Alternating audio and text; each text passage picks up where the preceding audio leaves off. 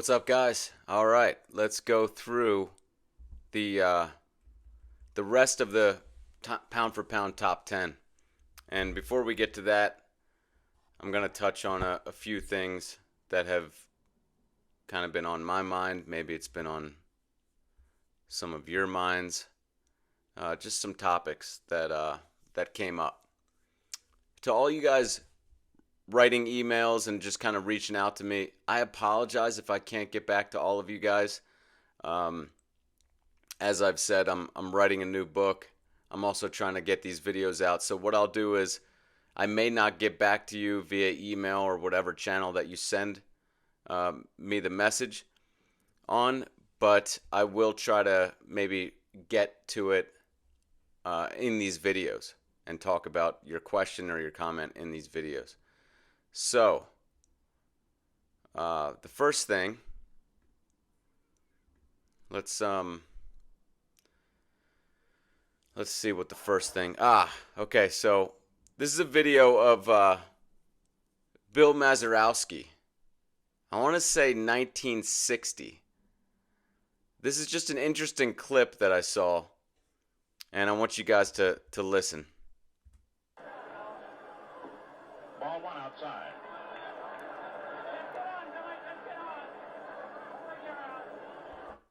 Okay, so what you just heard there was, "Come on, Billy, just get on. We'll bring you around." I don't know who said it. It could have been the third base coach. That's what I would imagine it was. But it could have been from their dugout. Let's listen again. Ball one outside.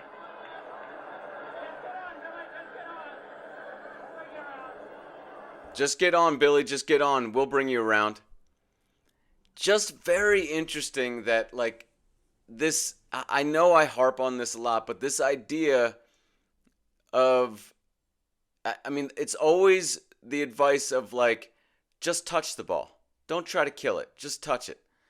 And it's so interesting that you even hear it here before the most famous home run possibly of all time. I mean, this is a home run that won the World Series for... Johnny Blanchard and Ralph Terry had a little discussion. I want to say it was the Pirates. Bill Mazeroski. I apologize. I don't know baseball history all that well, but I believe it was the Pirates over the Yankees, the Yankees were like a dynasty even in the 60s. And this is, I believe this was called the shot heard around the world.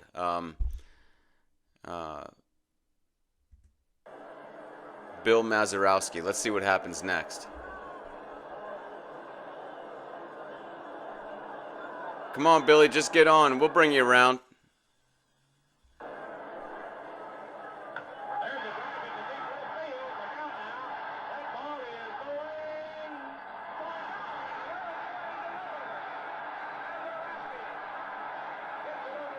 He is absolutely sprinting around the bases. So, I just think it's just interesting. I mean, I get it. Like, you don't want to necessarily go for home runs. That tends to mess up your swing. But let's look at why does that mess up your swing. I think that has more to do with you're trying to steer the ball. You're trying to lift the ball. That's kind of a problem to me. But if you just are swinging hard at the ball and not necessarily trying to steer it in a certain direction, just hit the ball, like they say, where it's pitched, which means you're just trying to hit the ball hard. It's that simple. If you hit the ball hard to right field, so be it. If you hit it to left field, so be it. Down the middle, so be it. It doesn't really matter. That's not really your concern, but you should just be trying to hit the ball as hard as you can. Let's look at the next clip I got here. Oh, this is just a picture I took near where I live. I thought it was really interesting. This group of players and coaches, I want to say maybe 7, 8 people, gathered together. They pulled up around the time I pulled up. I noticed that they set up a pitching machine. And I mean, I guess the best way for me to say this is it has to do with the sandlots. It has to do with how kids practiced in the early 1900s, mid 1900s. You know, they got to a field and they began playing. I saw this team, family, I don't know what it was, and you can't really see much with this picture that I took. I just wanted to take a picture to remind me to talk about it. But there's so much standing around, and I'm not exaggerating when I say I saw the pitching machine get set up, and it was at least 45 minutes. I want to say it was even an hour possibly before they actually got around to gathering around the pitching machine and doing something with it. It was just set up, and guys were just kind of, I don't know what they were doing. I didn't really even see them, maybe standing around talking. But there's just so much of this, and we think that our practice time is so efficient because we have all these tools. But again, I go back to the sandlots. I just imagine the sandlots. First of all, they were playing. There's so much and I think that's why people just kind of come and stand around these days, because it's not all that fun. We're just feeding balls into pitching machines, one after the other. There's no real excitement and like, you know, it's just mostly drill type stuff. It's not play. So 45 minutes to an hour later, they finally get to gathering around the pitching machine, and you know, they start feeding balls into the pitching machine, and one by one, these guys are hitting balls while the rest of the guys are off the field, and then they go and gather the balls. And I mean, by the way, before they even started using the pitching machine, I should say, they were messing with it. There was something going on where they were just kind of feeding balls. It wasn't working quite right, and that must have taken another 15 minutes. So we spend time with our technology, fiddling with it, spending so much time fixing it or adjusting it. And I just can't help but think, you know, this is not the way kids related to baseball long ago. And why do people assume that you never hear this relationship to baseball brought up? It's only, look at our weight rooms today. Look at how fast, you know, they're running in the NFL combines. Look at, you know, how tall Aaron Judge is. Yes, you know, some of those things are a factor, but my particular interest is in the swing. And when it comes to the swing, or some of the other skills of hitting, like pitch recognition has been a big interest of mine. When it comes to those skills particularly, I think that we've actually regressed. And I know it's unbelievable for people to hear that, but when I see things like this, it just confirms my opinion. Like, I can't imagine how many views of pitches would have happened in that hour that these guys were just standing around fiddling with the machine or whatever. How many views would guys have gotten? How many times would they have hit the ball and run to first and learned something from that running to first? Or hit the ball and had to round first and go to second and slide in and realized, oh, that slide's not going to work. I'm going to have to find a different slide. Or, you know, this is not. You learn things when you're playing, and kids especially learn best when they're playing and when they're having fun. They naturally learn as well. This is something the Montessori schools figured out, and that's the purpose of the Montessori schools. And I really believe that that's true. That's a big thing that I think is going on in all sports. You know, we say we want to enter our kid into a sport, and what do? We pay for lessons, and the lessons drill them, you know.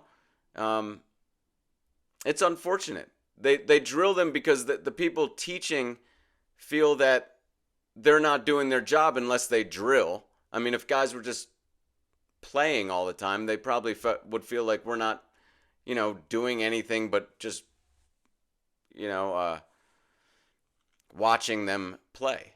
and it doesn't feel like they should maybe charge for that. I don't know, but I think it's unfortunate because our kids are really the ones who are not getting what they deserve, you know. So that's enough about that. But just thought that was interesting. Let's see what's next on the agenda. Oh, okay. This is Don Slott and TPI. Look. These are. I don't mean to bash on people, you know, personally, but I've seen TPI. You guys have heard me talk about TPI. It's Titleist Performance Institute. Their whole approach is, to me, it's just, it's a bit of a scam. It's like, it's this approach of like, hey, we're doing it wrong. It's not about finding the right way to swing. It's about discovering your idiosyncrasies as a person, because everyone's different, and then finding the best way for you to swing. So what does that do? That makes it so that you're dependent on them for their assessments, which cost a lot of money, and then after the assessments, you're dependent on them for developing a program based on the assessments. And then, of course, they're going to want to reassess you at some point down the line. So it's more of a business model. These guys don't come off to me as being people who really studied the swing all that much. It's more like they looked at some new technology, that they're all about like having the latest in technology, but guys, there's no real new ideas. Don't come from people who have their nose in scientific studies. New ideas come from people who are developing their ideas on their own. They're not necessarily entrenched in what is conventionally taught within a certain field, and they're allowing themselves to think outside the box. This is why Richard Schenk is a force out there. This is a guy who developed his ideas in the garage and basically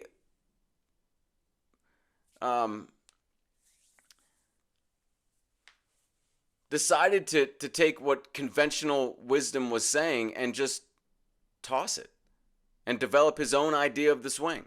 And while I agree with his swing, you guys have heard me say many times, I think that he is, in many ways, going in the right direction. And this is one of those ways.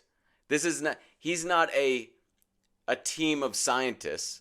That's more of what TPI is trying to be. Like, they're trying to be the pragmatic scientific approach to the swing. And I don't think you're going to ever get any valuable ideas from there. Look, I was someone like yourself when I first started. I wasn't interested in necessarily being the one to figure out the swing. I was a consumer of things, of lessons and of training aids of people who, convinced me that they know something I don't. And I went to guys like this, and I went to the these guys probably cost quite a bit. I don't know what their prices are, but I went to guys similar to this. There wasn't TPI back in the days when I was paying for lessons, but I went to see all the guys that I thought could teach me something, and honestly, it never did anything for my swing that was a substantial improvement of any kind. It wasn't until I started looking into the swing on my own that things really started happening. People disagree with me about TPI, but anyways, let's listen to what Don Slott says. From our inside eye to our belt buckle. And we want to see in our negative move is that we create this K here, or we get an attacking posture from the eye to the belt buckle, so it's leaning forward. When we get to our toe touch position or ready position, we still want to see our attacking posture. And then as I go to swing and I transition into heel plant, I want to see that the belt buckle gets out in front of the inside eye. This allows me to transition from a linear move into full rotation. When we lose posture, we're losing the ability to adjust off speed, we're losing some power. So we want to be in what we call an attacking posture in the negative move, then an attacking posture at the contact position, and then a reversed posture at the heel plant position. I didn't really understand that. I don't really understand what he's saying. It seems very convoluted, very confusing. I don't think you should be thinking about the angles of your body as you go through the swing. This is where I think that these guys are mostly doing harm, because it's very difficult to not do any harm. It's very difficult to basically to not do any harm when doing swing instruction. If you're not on the right page, if you're teaching something that's inconsequential, then you're filling up the space of the hitter with these thoughts that are inconsequential in terms of movement. And so that's one mark against the hitter. And then second, if these movements are inconsequential, then you're basically tightening up the swing. You're further tightening up the swing with every swing thought that you introduce. And so the hitter's getting more pensive in his approach and not allowing his mind to be freed up, and at the same time becoming more constricted in his movement. I mean, almost all swing instruction today is some form of restricting the swing more and more. I don't know what he's saying here. Honestly, I've watched this a few times. I don't exactly know what he's saying, because he said you want to have your forward lean at contact. I mean, and then, let's see. Let's just hear what he has to say. Negative move, then an attacking posture. An attacking posture in your negative move, an attacking posture at contact Position, and then a reversed posture at the heel plant position. And a reverse posture at heel plant. Heel plant, doesn't that happen before contact? So you're going like this as you go into contact? I don't understand, but what happens is these guys, again, they look at these, you know, those 3D like movement things. These are that's the big machine that these kind of big, so-called big guys in swing instruction have, that they think kind of makes them better than everyone else. These 3D movement sensors and all that stuff. You see it with the lines, like as a body. The body is just a bunch of lines, like a stick figure, and they're going through the swing. So these guys look at that, and they look at what's going on in a swing. And this is, there is some, I don't know about what he's saying, but if he's saying this, that there is some sort of, leaning at the start of the swing, and then as you go through the swing, there's more of a thrusting out of your hips, so that the angle of your spine kind of changes from this to this. Well, yeah, but that's what happens in a swing. That's not what happens. That's not what separates great hitters from everyone else. That's just what happens in a swing. So that's the big problem that I see in a lot of swing instruction, is these guys have just identified what happens when people swing. Guys, we need to look at what are the differentiators between the greatest hitters, the greatest swings, I should say. I mean, that's a process in itself, is just to separate the greatest swings from the greatest hitters, because that hasn't even been done until my pound for pound equation. But once you find the best swings, then look at the differences. But again, That's never been done in swing instruction. There's never been that. People just willy-nilly throw out, oh, we're going to model this guy because he played in the major leagues. This guy played in the major leagues. He must know what he's talking about when it comes to the swing. No. I mean, major league hitters are some of the last people I would listen to when it comes to the swing. Most of those guys were just good at the start. They never had to work on their swing. You might as well listen to a guy who dropped out of baseball in Little League when it comes to the swing. It's the same level of knowledge. Just ask some of the best hitters in your league about what they think about the swing. Most of them won't even have an opinion, but those who do, it's probably not going to help you very much. These are guys, most great hitters these days, it might change in the future, but most great hitters just swing, their natural swing. They've never really looked into, swing mechanics. Like I said, that is changing, and I think in the future, it will be a little different because we're starting to actually figure out something about swing mechanics. All right, this is a question from one of you guys out there, and I appreciate you guys sending me your questions. Sorry I can't respond, like I said, to each one of them, but I'll try to do it here on the vlogs that I do. From a biomechanical perspective, the front arm is using the rear delts and other muscles to bring the bat from launch position to contact. The rear arm bottom hand uses the rear arm bottom hand uses the pectorals, front delts, that would actually be the top hand, the rear arm, triceps as it progresses to the classic L shape at contact, excluding any rotational forces. If a person were to use a dumbbell lying on his back and simulated the movement of each arm, he could no doubt move more weight using the rear arm movement. Thus, I think of the rear arm being more strength dominant. Okay, so this was just a portion of what the question was, but I'll comment on this.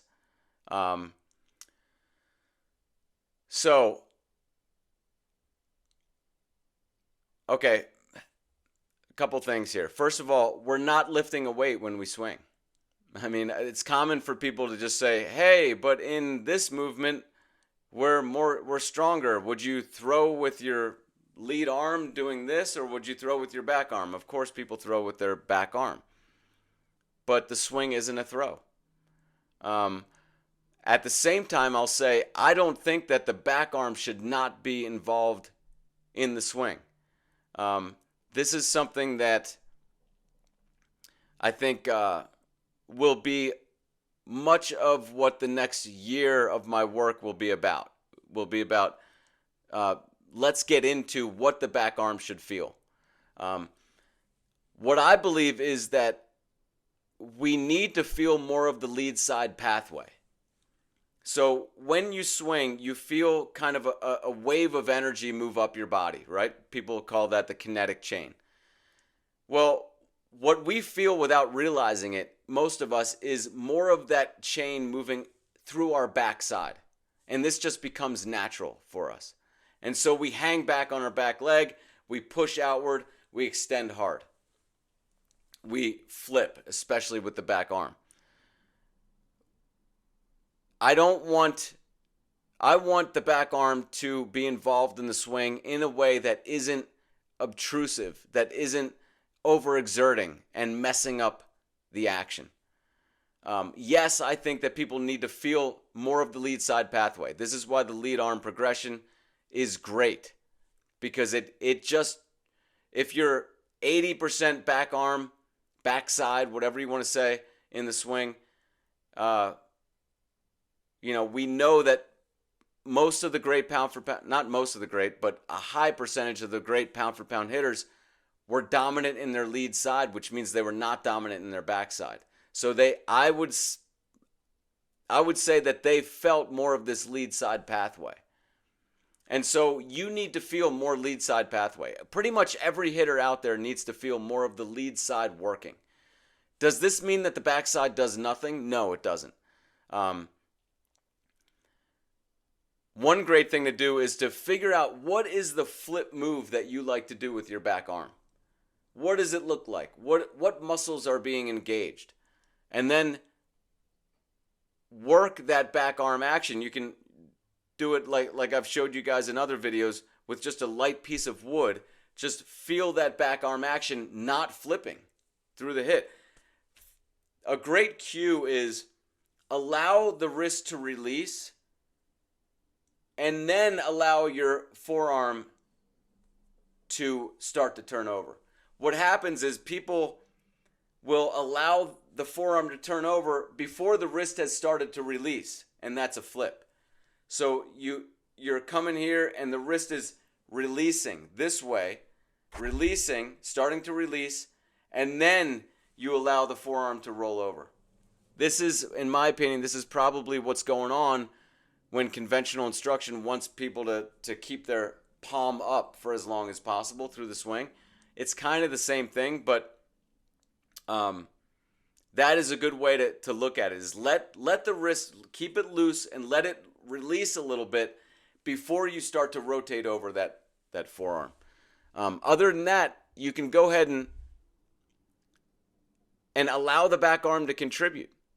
You know, I want to feel more of the lead side pathway, so get to know that lead side pathway, what it feels like. What does it feel like when you're swinging a small bat with just the lead arm? Feel how rotated you are at contact. Feel how the barrel just wants to flatten as the hand drops a little bit at the start of the forward swing. When you're too dominant on the backside, you don't get any of those things. You just fire outward from the start. And this is what's going on in most people's swings. So most people have to feel more of that lead side pathway. Allow the back arm to contribute, but allow it to contribute more in this lead side pathway structure. And also just don't let it flip through contact, because the back arm is really the one that wants to flip. All right, let's see what we have next. All right, so now we're going down the pound for pound list. And we're at number 4. We're going to go 4, 3, 2, 1 in this vlog here. And number 4 is Hank Aaron. He weighed 180 pounds, hit a home run every 16.38 at bats, has a pound for pound score of 382. Number 4, best pound for pound hitter of all time. Look at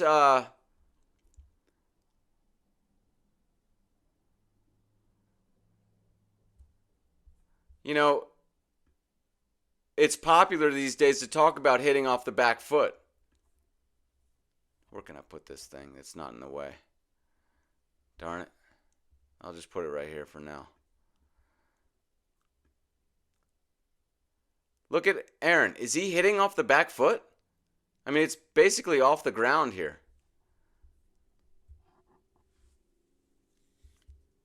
Right? It's off the ground. So how does Hank Aaron factor into this whole one-leggedness? Another thing I want to point out is, as I talked about with lead arm dominance, shifting more towards a lead side pathway in the structure of your swing, is when the barrel drops, a lot of these pound for pound greats had it drop so much that it actually dropped below parallel. Look at it, how much below parallel it is. This is not just feeling more of the lead side pathway. It also has to do with, at this time, your back arm needs to allow for this flattening action to happen. This takes, for a lot of people, this is a move that's actually pretty difficult to achieve in terms of flat back arm flexibility. But such an advantage if you have that back arm flexibility to allow it to just, the barrel to just drop even below your hands at this point.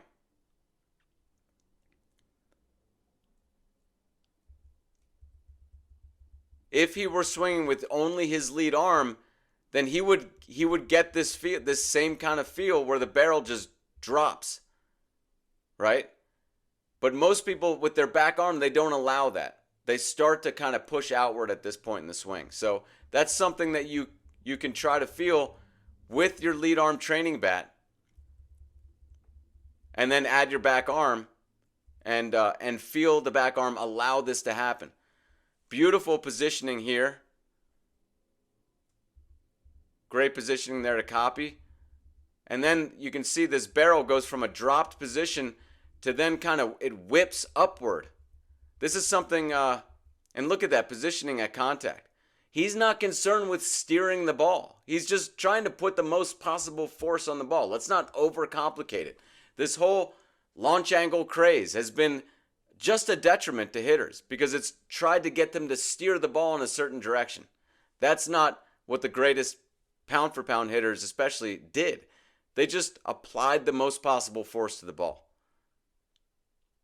If it goes to right field like this one did, so be it. Now, another thing I want to point out is all these deceleration guys, this swing does not look like what they're doing. These guys are kicking their leg back. Yes, Hank Aaron's leg is coming up, and it does kind of come to the third base side here. But we have to recognize causation versus correlation. This is a move that's, yes, the back foot slinging behind him towards third base is correlated to a good swing. It can be seen in a good swing, but it's not the cause. So these guys just kicking their back leg back artificially is forcing a movement into a swing that is not advantageous. What you're getting from Aaron here is a beautiful movement in which waves are kind of moving through the swing. You can see that here. Here's Schmidt with a similar dropped barrel position. He's another guy who would drop the barrel below his hands, and then it would kind of whip forward and get, as he got into contact, it would get more parallel. So it was almost like this dropping action provided kind of a whip as they straightened it up at contact. Here's Aaron with his, I believe this is the home run that beat Ruth. Again, is he hitting off the back leg? I really think that at some point, Richard Skank and all his, followers need to acknowledge that they're wrong about one-leggedness. When we look at the great pound-for-pound hitters, actually what we tend to see is they're getting more of their body weight into it. His foot is clearly, there's not a lot of weight on his back foot here. There's none on it here. And he's able to kind of thrust his body into the hit. See that thrusting action? That's something that we don't talk about a whole lot. The importance of just thrusting in with your body through contact. And there he is again. Thrusting move. Beautiful slotting action of the barrel. And then pushing his body into contact. He's moving into contact here. This is Willie Jones, who I thought of when looking at Aaron's swing. Let's take a look at Willie Jones. He's number 494 on the pound-for-pound list. Here you can see great slotting action, dropping the barrel nice and flat. And then that allows him to get more of the body into the hit. But look at the thrusting action of his body through contact. This is what Aaron had. This is what great pound-for-pound hitters have, is they're getting every ounce of their body weight into the hit. Look at that thrusting action of the body. All right, number 3 all time is Mel Ott. Let's look at Mel Ott. Mel Ott was 170 and hit a home run every 18.5 at-bats, has a 386 pound-for-pound score. Let's look at his swing. Obviously has that kick and that kind of casting out. I think this is a good move. I think it's basically like a backswing. Most people don't have much movement in their arms. That's equivalent to like a golfer not taking a backswing. You're just missing out on quite a bit of power. So I think this kind of movement in the swing where you're throwing the bat outward here and then it's coming back here. Notice he didn't have a whole lot of bat lag. You don't really need a lot. This is like Albert Bell, Ronald Acuna has this kind of action where the bat is kind of remains casted out a little bit in the wrists. And here he is, he's starting forward. You can see a nice straight long lead arm. Barrel flattens completely. The back arm allows this to happen, right? The back arm is basically stretching into this position where he's flattening out the barrel. And then, of course, he's getting his body into the hit. He's not remaining on his backside.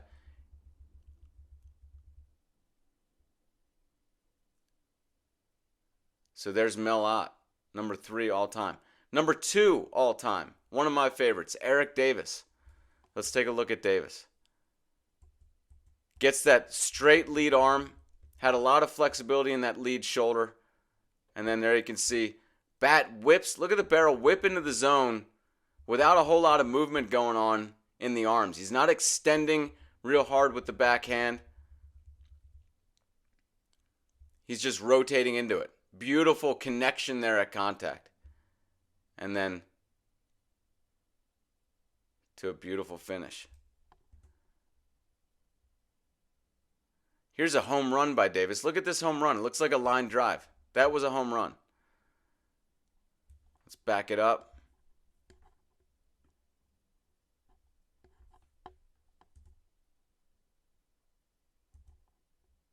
Nice connection there at contact. And is able to get a lot of his body weight into the hit. Again, straight lead arm. If you don't have this kind of flexibility in the lead arm, that's not all that important. It really isn't. It's just important that you get this general pathway of the lead side working more, which is going to drop your barrel more. It's going to tend to make your arm straighter in some people, but it doesn't have to. I don't want you guys trying to force a straight lead arm when you don't really have that desire or that flexibility. Here he is again. Nice connection there at contact.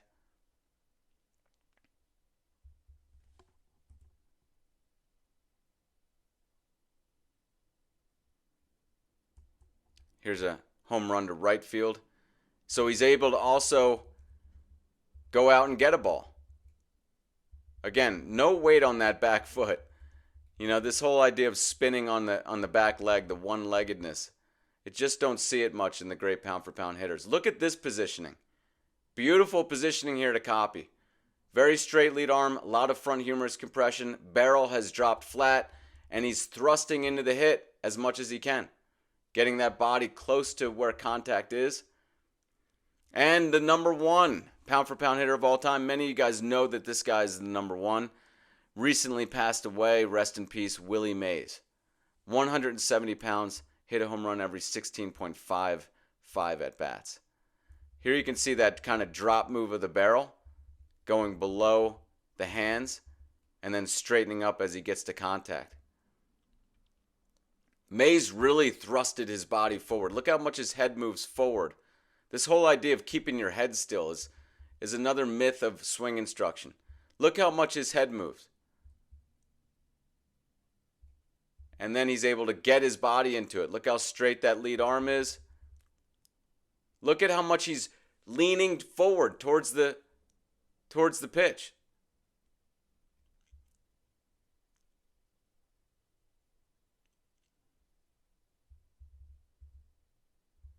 Again, very lead side dominant move you can see here. Because it's very similar to what you'd want to use if you were using the lead arm by itself.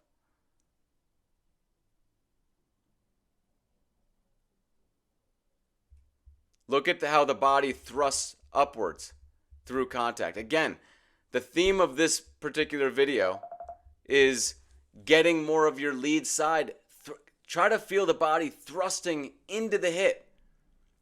You know, get your body involved in it. There's so much hanging back, throwing the hands, and just kind of flipping at the ball, using all arms, all hands, not getting the body into it because we have so much of this hanging back on your back leg teaching going on.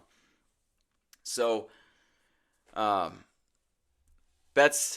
it for this this vlog. If you guys have any questions, again, I will address them in videos. Check out theswingmechanic.com where you can get my lead arm training bat as well as my Swing Like Griffey ebook. Thank you guys for watching, and I'll see you next time.